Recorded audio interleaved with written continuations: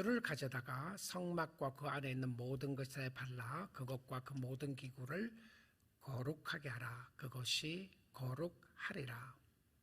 너는 또 번제단과 그 모든 기구에 발라 그 안을 거룩하게 하라. 그 제단이 지극히 거룩하리라. 너는 또 물두멍과 그 받침에 발라 거룩하게 하고 너는 또 아론과 그 아들을 회막문으로 데려다가 물로 씻기고 아론에게 거룩한 옷을 입히고 그에게 기름을 부어 거룩하게 하여 그가 내게 제사장의 직분을 행하게 하라. 너는 또 내 아들들을 데려다가 그들에게 겉옷을 입히고 그 아버지에게 기름을 부음같이 그들에게도 부어서 그들이 내게 제사장의 직분을 행하게 하라. 그들이 기름 부음을 받았은즉 대대로 영영이 제사장이 되리라 하시매 모세가 이같이 행하되 곧 여호와께서 자기에게 명령하신 대로 다 행하니라. 아멘. 하나님의 말씀이었습니다. 오늘 아침 시간에 설교 제목을 거룩은 명령이다 라고 했습니다. 거룩은 명령이다. 여러분 어떤 생각이 드십니까? 누가 나에게 명령한다. 우리는 이 말을 지금 이 시대에는 참 좋아하지 않는 단어 중에 하나입니다. 거룩이라는 단어도 좋아하지 않지만 명령이라는 단어도 좋아하지 않습니다. 거룩한 척한다, 거룩하다, 별로 매력적이지 않는 그 단어를 쓰고 있습니다. 또 권위를 싫어하는 이때에 권위가 파괴되고 있는 이 시대에 누구에게 억압을 당하고 압제당한다는 생각 때문에 순종이나 복종이나 명령이라는 단어를 참으로 싫어하는 시대에 우리는 살고 있습니다. 그럼에도 불구하고 오늘 이 말씀의 제목을 강력하게 제가 선택한 것은 바로 성경 말씀이 이렇게 하라고 하기 때문에 그렇습니다. 거룩은 하나님의 명령입니다. 그 말은 예수 믿는 사람들에게 있어서 거룩은 선택이 아니라 의무라는 사실이죠. 내가 거룩하고 싶으면 거룩하고 거룩하기 싫으면 안 해도 되는 나에게 어떤 우선순위가 있다거나 선택이 있는 것이 아니라 거룩하게 살면 다행이고 너가 그렇게 살면 너가 잘난 것이고 나는 그렇게 못하겠다라고 끝나는 것이 아니라 거룩은 하나님이 우리에게 요구하시는 사항이었습니다. 그리고 명령하셨습니다. 우리는 이미 예수를 구주로 믿음으로 말미암아 예수의 보혈로 인하여 거룩하게 되었습니다. 거룩한 백성이 되었던 것이죠. 거룩한 백성들에게 요구되는 것이 거룩한 삶입니다. 특별히 출애굽기 25장 이후부터는 성막을 짓는 것에 대하여 말씀을 하고 있죠. 어떻게 성막을 지어야 될 것을 쭉 이야기를 하면서 출애굽기 25장부터 성막의 핵심은 거룩이었습니다. 여러분 레위기서에 보게 되면 제사법에 관한 공부를 하게 되고 제사법에 관한 이야기를 계속 이야기를 하죠. 무엇을 먹을 것인가, 무엇을 먹지 말아야 되는 것인가. 이 제사법에 관한 모든 핵심적인 단어는 거룩입니다. 그러니까 레위기서를 읽으면서 거룩이라는 단어를 놓치면 이게 말이 안 돼요. 왜 이거 먹지 말려고 그랬느냐?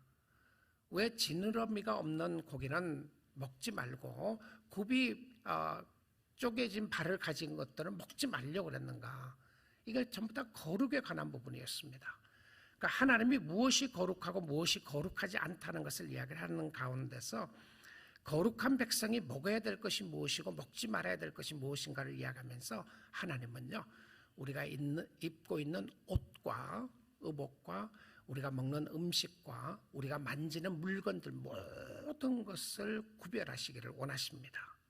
자, 그러면 신약시대에 와서 우리가 거룩한 옷이라고 하는 옷이 있나요? 어떤 특별한 옷을 입어야 하고 교회에 올 때 특별한 옷을 입어야 합니까? 신약시대에 와서 우리가 거룩한 음식이 있습니까? 특별한 음식은 먹고 먹지 말아야 될 음식이 있나요? 돼지고기는 먹지 말아야 되는 겁니까? 또 장어는 먹지 말아야 되는 것인가요? 장어를 먹고 돼지고기를 먹는 사람들은 거룩하지 않는 사람들인가요? 그렇지 않아요. 왜냐하면 신약시대에 와서는 이 거룩한 옷은 예수 그리스도의 옷을 상징했습니다. 그래서 깨끗한 세마포 옷은 예수의 보혈로 있는 옷을 상징했어요. 그러면 이미 구약 성경에도 이 옷에 대한, 제사장의 옷에 대한 부분을 계속 강조했던 것은 거룩의 상징이었고요.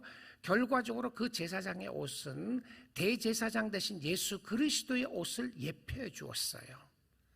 그래서 신약시대에 사는 우리들에게 거룩한 옷은 어떤 옷이냐면 예수의 보혈로 정결하게 씻음받은 세마포 옷이었습니다.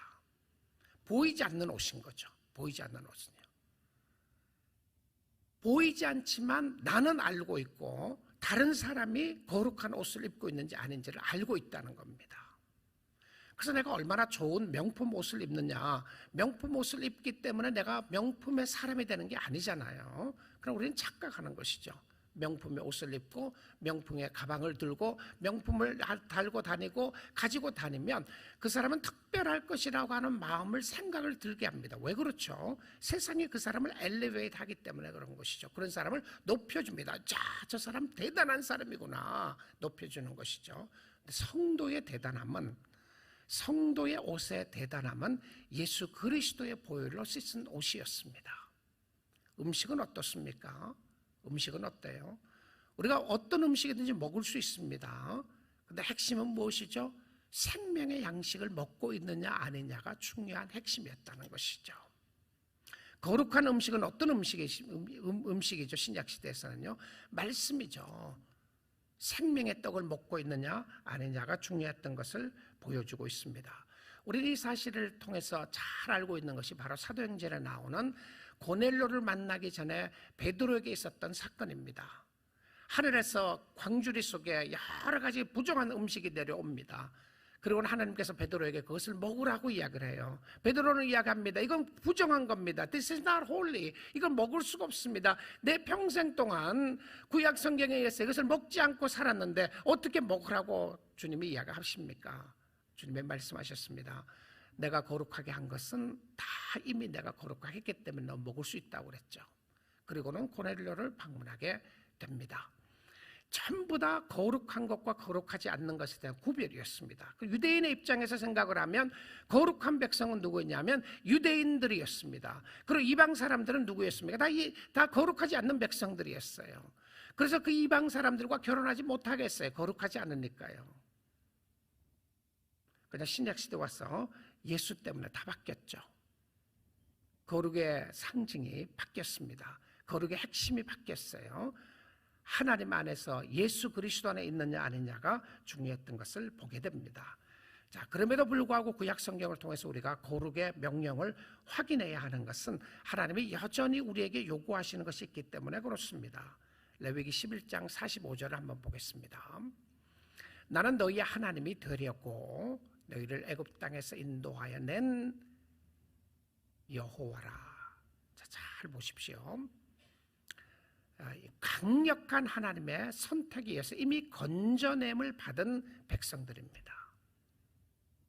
그러니까 메시아가 되시고 구원자가 되신 거죠. 나는 너희 하나님이 되려고 너희를 애굽 땅에서 인도하여 낸 여호와라. 인도하여 냈습니다.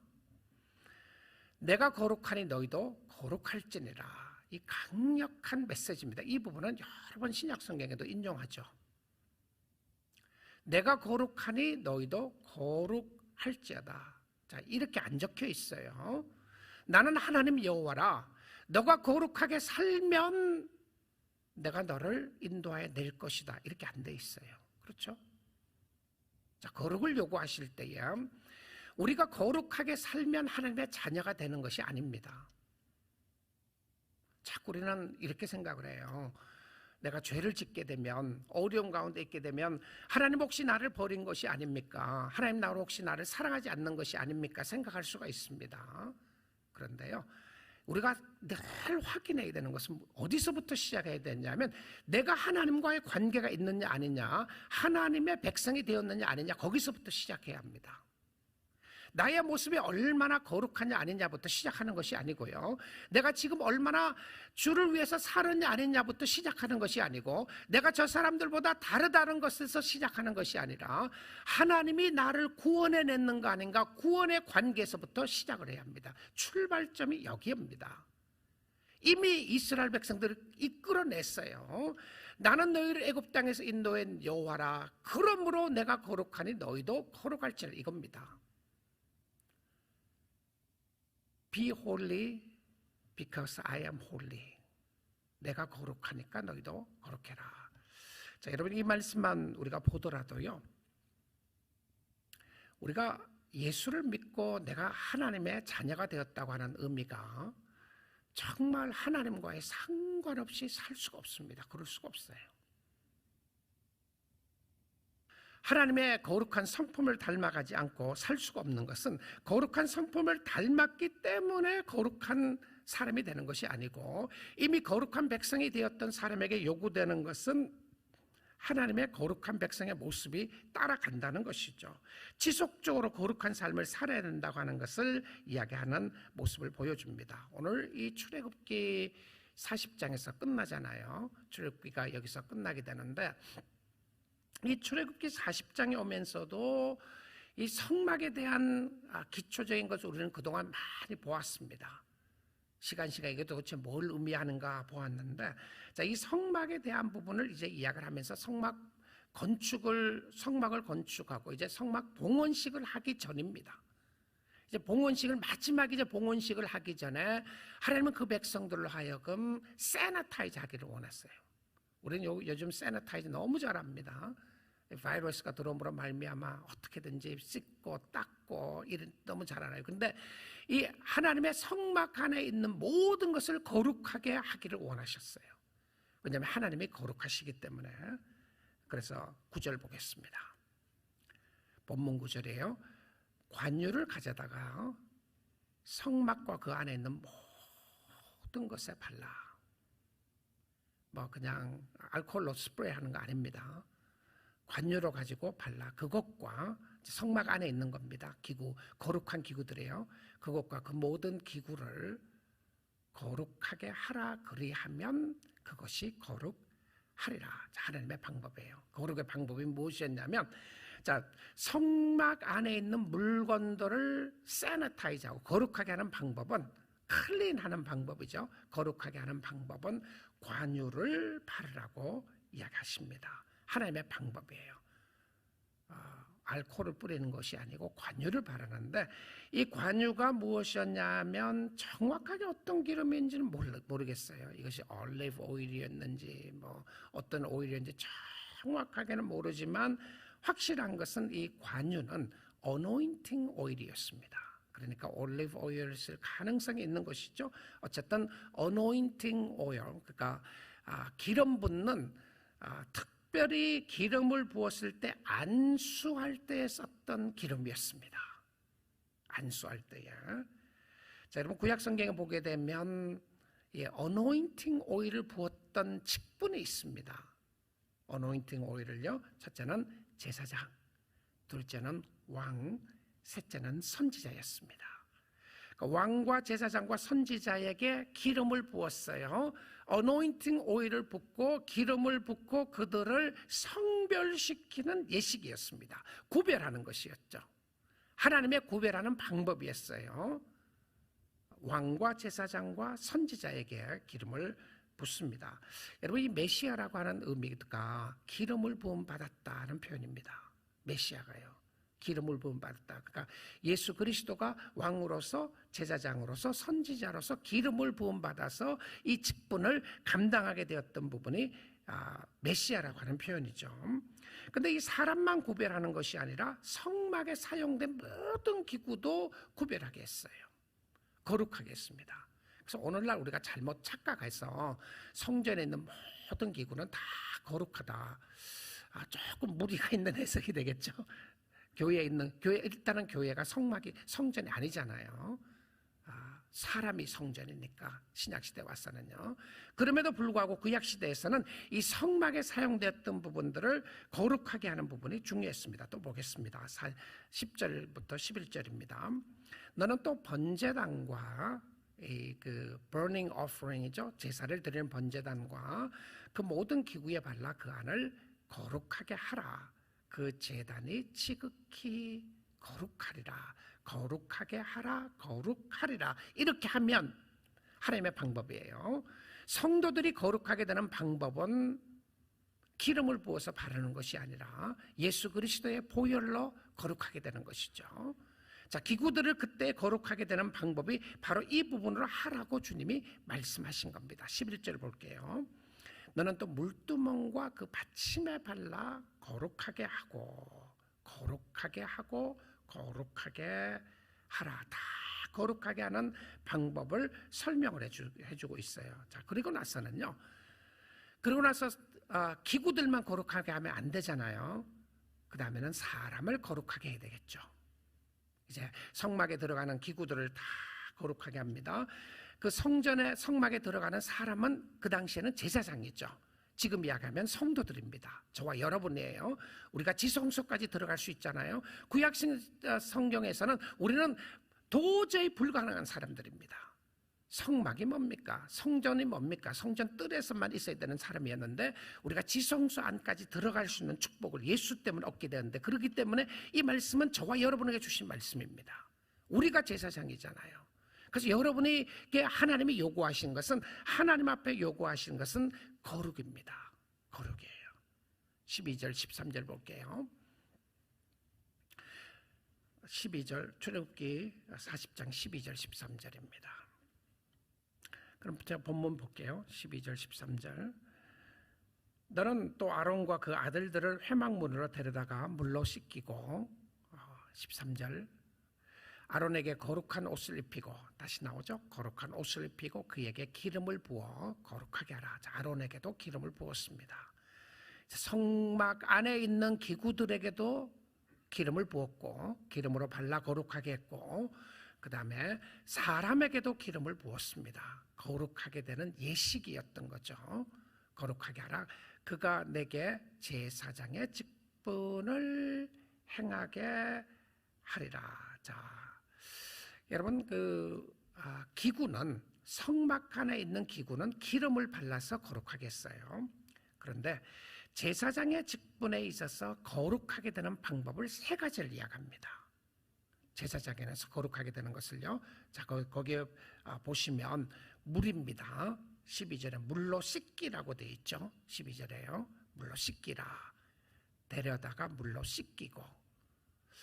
근데 성막에 있는 기구들은 물로 안 씻었어요. 그냥 오일만, 어노인팅 오일, 기름만 발랐습니다. 근데 사람에게 요구하는 것은 세 가지입니다. 물로 씻기고, 두 번째는 거룩한 옷을 입고, 세 번째는 기름을 발라 거룩하게 하라. 우리가 깨닫게 되겠죠. 우리가 거룩하게 되는 방법을 이야기를 하면서 물로 씻는다. 우리는 세례를 연상할 수 있게 됩니다. 물로 씻음 받은 상징적인 모습에 내가 거룩한 백성이 되었다고 하는, externally 보이지 않게 바깥으로 내가 거룩한 백성이 되었다고 하는 의미의, 상징의 의미는 무엇이냐면 내가 세례 받는 거죠. 내가 하나님의 백성이 되었다고 하는 상징입니다. 두 번째는 거룩한 옷을 입는다고 되어 있습니다. 너희가 예수 그리스도의 옷을 입으라. 제사장의 옷을 입고 있어야 돼요. 그 제사장의 옷은 어떤 옷이냐면 예수 그리스도의 옷을 입고 있어야 합니다. 거룩한 백성은 거룩한 옷을 입고 있어야 돼요. 그 거룩한 옷이 그리스도의 옷이었습니다. 자, 그 다음에 세 번째 나오는 모습이 뭐죠? 세 번째로 보여주는 모습이 무엇이었냐면 기름을 붓는 겁니다. 우리는 이 상황 속에서 기름을 붓는다고 하는 의미도 우리는 잘 압니다. 신약시대에 와서는요. 주로 성령의 역사에 의해서 성령의 기름 부음을 사모하게 됩니다.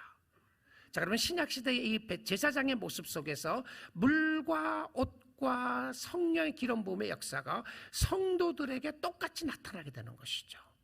왜냐하면 제사장이기 때문에, 우리가 거룩한 제사장이기 때문에 이 세 가지 방법으로 정결하게 씻기를 원하시는 모습을 보게 됩니다. 물입니다.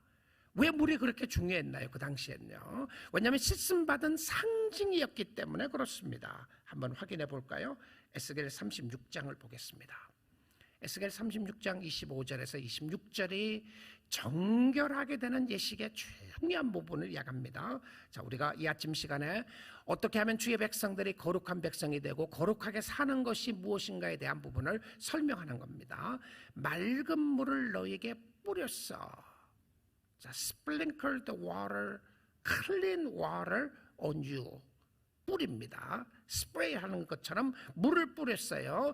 너희로 정결하게 하되. 이해가 되시죠 이제요? 왜 물을 뿌렸는지, 왜 세례를 받게 되는 것이 중요한 예식의 의미였는지를 이야기를 합니다. 물을 뿌려서 너희로 정결하게 하되 곧 너희 모든 더러운 것에서와 모든 우상 숭배에서 너희를 정결하게 할 것입니다. 자, 이제 거룩한 것이 무엇인지를 설명을 합니다. 어떻게 거룩해진다고요? 물을 뿌림으로 말미암아 우리의 더러운 것과 우상 숭배에서 너희를 정결하게 하는 예식의 세레모니얼 클렌싱입니다. 외형적인 모습에 깨끗하게 되는 것을 이야기를 하고 있어요. 자, 그리고 나서는 26절을 봅니다. 또 새 영을 너희에게 두고, 외형적인 모습이 물이었다면 내적인 모습의 클렌싱의 상징이 무엇입니까? 성령입니다. 그렇죠? 이게 지금 어디에 나와 있어요? 구약 성경입니다. 구약 성경에서도 우리가 신약 시대에 나오는 세례와, 그러니까 물 세례와 또 성령 세례가 중요했던 것을 이야기해 주는 것이죠. 여러분, 물 세례만 받았다고 구원받지 않아요? 내가 언제 세례 받았습니다. 너무 좋아요. 그런데 물로 뿌림을 받았다고 해서 그것이 구원의 상징적인 모습을 될 수 있을지 몰라도 구원 자체는 아니에요. 세례가 너무 중요하지만 그럼에도 불구하고 이것은 구원의 상징적인 모습 위에서 중요한 것입니다. 그것보다 더 중요한 역사가 무엇이죠? 성령의 역사입니다. 26절인 거죠. 새 영, New Spirit입니다. New Spirit. 그러니까 성령은 어떤 모습입니까? New Spirit이죠. 우리에게 새 영을 너희 속에 두고 마음에 두고 또 새 마음을 너희에게 주되, New Spirit은 무엇과 함께 옵니까? New Heart와 함께 옵니다. 자, 여러분, 예수 그리스도를 믿고 구주로 고백을 하고 성령의 역사가 있을 때에 내가 성령의 기름 부음을 받았다고 하는 의미는 무엇이었냐면 여러분의 마음속에 새로운 마음을 주신 겁니다. 새 마음을 주셨어요. 그런데 이 옛 마음, 새 마음, 그렇죠? 옛 마음이 있으니까 새 마음이 있는 것이죠. 옛 영이 있으니까 새 영이 있는 것이고요. 옛 영은 죽은 영이었고요. 나 자아를 이야기하는 것이고, 새 영은 성령의 역사로 말미암아 새롭게 되는 영을 이야기하는 것이고, 옛 마음이 여기 나옵니다. 너 육신에서 굳은 마음입니다.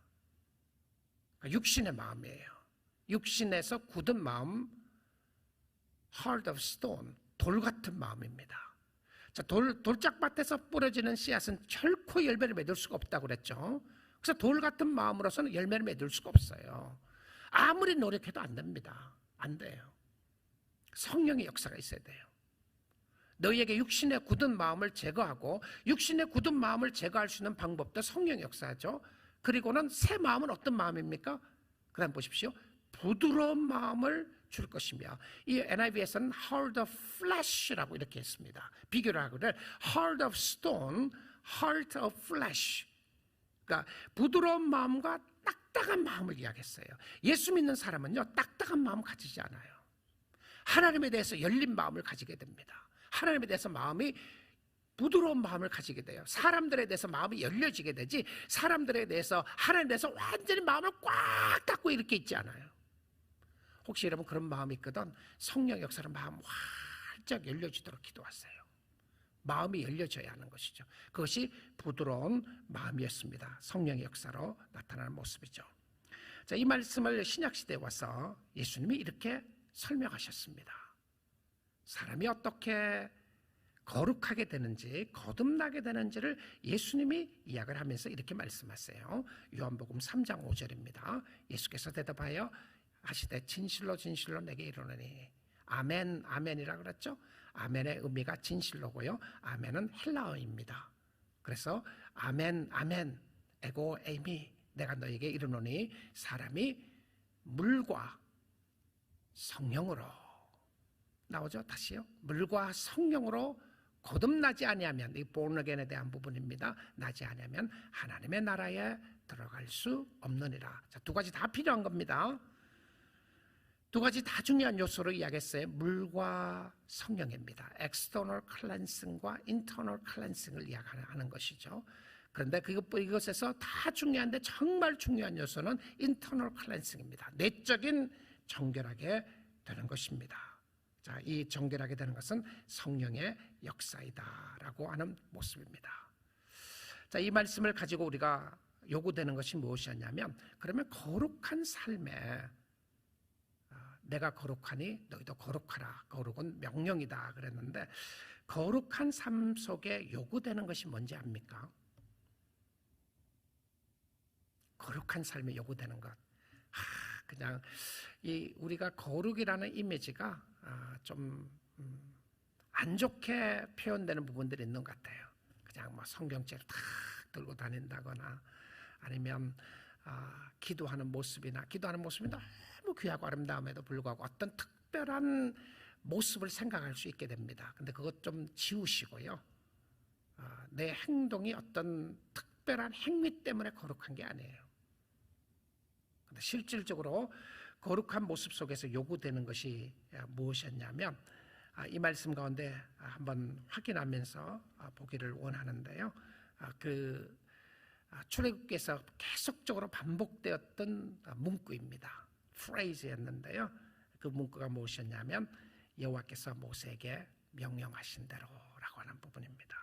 그래서 오늘 본문에서도 16절 보겠습니다.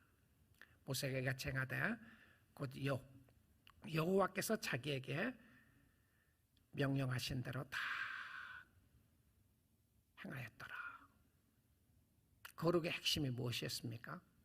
거룩에 요구되었던 것은요, 거룩의 마지막에 도장 찍는 게 뭔지 압니까? 거룩한 삶의 마지막 도장 찍는 것은 말씀의 순종입니다. 말씀의 순종이에요. 여러분, 아무리 내가 거룩한 형태를 유지하고 있다고 할지라도 말씀에 순종하지 않는 사람은 거룩하지 않아요. 거룩하게 살 수가 없습니다. 여러분, 여기에 이름에 여러분의 이름을 한번 넣어서 한번 읽어보세요. 제 이야기하면, 영배가 이같이 행하되 곧 여호와께서 나에게 명령하신 대로 다 행하였더라. 요겁니다. 여호와께서 주신 부분이죠. 그래서 우리의 순종은 주께 순종입니다. 주께 순종. 주님이 왕이시기 때문에 순종하는 것이죠. 주님이 주인이시기 때문에 순종합니다. 종은 주인이 기뻐할 때 기뻐해요. 자신이 아무리 열심히 하고 최선을 다해도 주인이 좋아하지 않는 것을 하면 아무 소용이 없습니다. 인생을 열심히 사는 것보다 더 중요한 것은요, 주님 앞에서 사는 것입니다. 주님이 시키는 일을 잘 하는 것이죠. 여러분, 종이 열심히 그리고 최선을 다해서 세상에서 잘 살았다고 생각해 보십시오. 그래서 어느 날 이 종은 이렇게 생각을 합니다. 내가 주인에게 고기 요리를 한번 멋지게 해주고 싶다. 그래서 세계에서 다 알아본 거예요. 어느 나라에 어떤 고기를 먹으면, 소고기를 먹으면 최고로 좋은 것인지 쭉 다 알아봅니다. 어떤 고기가 최고의 요리를 할 수 있는 고기인지. 산전수전을 다 겪으면서 이것저것 다 알아보고 수백 시간, 수천 시간을 써가면서 있는 돈 다 가진 걸 써갖고 고기를 구입했습니다. 가지고 와서 열심히 최고의 요리사와 함께 최고의 고기로 최고의 음식을 만들어 주인에게 가지고 갔습니다. 주인이시여, 내가 이것을 만들기 위해서 얼마나 수고했는지 이런 이야기를 다 했습니다. 근데 주인이 화가 나는 거예요. 화를 냈어요. 왜 이걸 가지고 왔느냐? 몰랐던 것이 있었습니다. 주인은 고기를 좋아하지 않았다고 한다면 여러분의 수고와 여러분의 노력이 무슨 의미가 있겠습니까? 우리는 때로 하나님 앞에도 그런 것 같아요. 하나님, 내가 당신을 위해서 얼마나 수고했는지 아십니까? 당신을 위해서 얼마나 이 땅에서 열심히 살았는지 아세요? 주님이 그러시면 어떻겠어요? 야, 너를 위해서 살았지 나를 위해서 살았냐? 너는 나를 이용해서라도 너는 나를 이용하고 싶었고 나에게 있는 것은 네가 얻기를 원했지 너는 내 말을 들은 적이 있느냐? 너는 네가 하고 싶은 대로 하고 살았지 않느냐는 이야기를 듣는다면 얼마나 억울하겠습니까? 그러면 그 종에게 나타나는 주인의 모습은 착하고 충성된 종이라고 말할 수가 없겠죠. 우리는 주인을 위하여 주님을 위하여 얼마나 수고했느냐가 핵심이 아닙니다. 물론 순종에는 수고가 따릅니다. 그런데 우리는 주인이 시키는 것을 얼마나 잘했느냐가 중요합니다. 주인의 말을 잘 들었느냐가 중요한 것이죠. 우리 사랑하는 성도 여러분, 하나님이 우리에게 요구하신 것은 거룩한 삶입니다. 내가 거룩한 것처럼 너희도 거룩할지니라. 거룩한 삶은 말씀에 순종하는 것이었고 순종하는 것은 하나님을 따르는 것인데 거룩한 백성이기 때문에 거룩한 헌신이 있게 되어 있다는 것입니다. 우리는 거룩하게 살 수가 있습니다. 거룩하게 살면 하나님의 백성이 되는 것이 아니라 하나님의 백성이기 때문에 거룩하게 살 수가 있다는 것이죠. 어떻게 하면 되는 것입니까? 신약 성경에 와서 두 구절만 확인하고 말씀 맺도록 하겠습니다. 먼저 에베소서 4장 24절을 봅니다. 하나님을 따라 의와 진리의 거룩함으로 지으심을 받은 새 사람을 입으라. 자, 여러분 이 말씀을 보시게 되면 의와 진리로 거룩함으로 지으심을 받은 새 사람을 입으라. 거룩한 백성이 되는 것은 새 사람이 되는 것입니다. 예수님이 말씀하신 것처럼 born again한 새롭게 태어난 사람이 되는 것인데 하나님을 따라 의와 진리의 거룩하심을 지은 새 사람을 입는 것입니다. 이게 뭔지 압니까? 이게 어떤 모습이죠? 그래서 먼저 22절, 23절을 보겠습니다. 제가 24절은 결론으로 먼저 봤어요. 자, 22절에서는 구체적인 방법을 제시합니다. 그 구체적인 방법이 무엇이었냐면 너희는 유혹의 욕심을 따라 썩어져가는 구습을 쫓는 옛사람을 버리고 누가 해야 될 일입니까? 여러분이 하셔야 될 일입니다. 제가 해야 될 일이에요. 여러분은 유혹의 욕심을 따라 그 거룩하게 사는 것이 무엇이었냐면 유혹의 욕심을 따라 썩어져가는 구습을 쫓는 옛사람을 벗어버리고 옛 풍습이에요. 예수 믿기 전에 욕심대로 살았던 것을 벗어버리라. 던져버리라, 내버리라, 쓸모가 없다 이런 표현입니다. 쓰레기처럼 버리는 것을 이야기해요. 우리가 그렇게 사랑하고 있는 옛 모습, 세상이죠. 나의 자아입니다. 이것을 벗어버리고 그리고는 어떻게 되어 있습니까? 23절에 봅니다. 오직 너희의 심령이 새롭게 되어 오직 너희의 마음이 새롭게 되어 이것은 옛 자아를 벗는 것이었고 새롭게 되어서 하나님을 따라 의와 진리의 거룩함으로 지으심을 받은 새 사람을 입으라라고 하는 하나님의 말씀이었습니다. 옛 자아를 벗는 것이 거룩한 삶입니다. 여러분 거룩하게 살고 싶으시면요 거룩한 행동이 있기 전에 여러분의 옛 자아를 버리고 새롭게 성령의 역사로 덧입음 받아야 살 수가 있는 것입니다. 자, 이것이 어떻게 가능하죠? 어떻게 거룩한 모습으로 살 수 있습니까? 사도 바울은 디모데전서 4장 5절에서 이렇게 이야기를 합니다. 하나님의 말씀과 기도로 거룩하여 짐이라. 자, 이미 구속함을 받은 옛사람을 벗어버리고 새 사람을 입음 받은 사람의 거룩함으로 쓰임받는 도구가 있습니다. 하나는 하나님의 말씀이고 다른 하나는 기도였습니다. 거룩한 삶의 도구는 말씀과 기도였어요. 말씀과 기도 없이 거룩한 삶을 살 수가 없습니다. 그래서 아까 거룩한 삶의 모습이 나타난다고 그랬죠? 말씀을 들고 있는 모습, 이것이 내적인 변화 속에 말씀을 이렇게 들고 있는 모습이라면 귀한 모습입니다. 우리의 삶 속에 내적인 변화의 모습 속에 기도하고 있는 모습, 귀한 모습이에요. 거룩한 모습입니다. 가장 거룩하고 아름다운 모습으로 하나님의 말씀에 순종하고 기도하는 모습으로 보여주고 있는 것을 보게 됩니다. 우리 사랑하는 성도 여러분, 오늘 우리의 삶 속에 거룩을 추구할 수 있기를 원합니다. 거룩은 선택이 아니었습니다.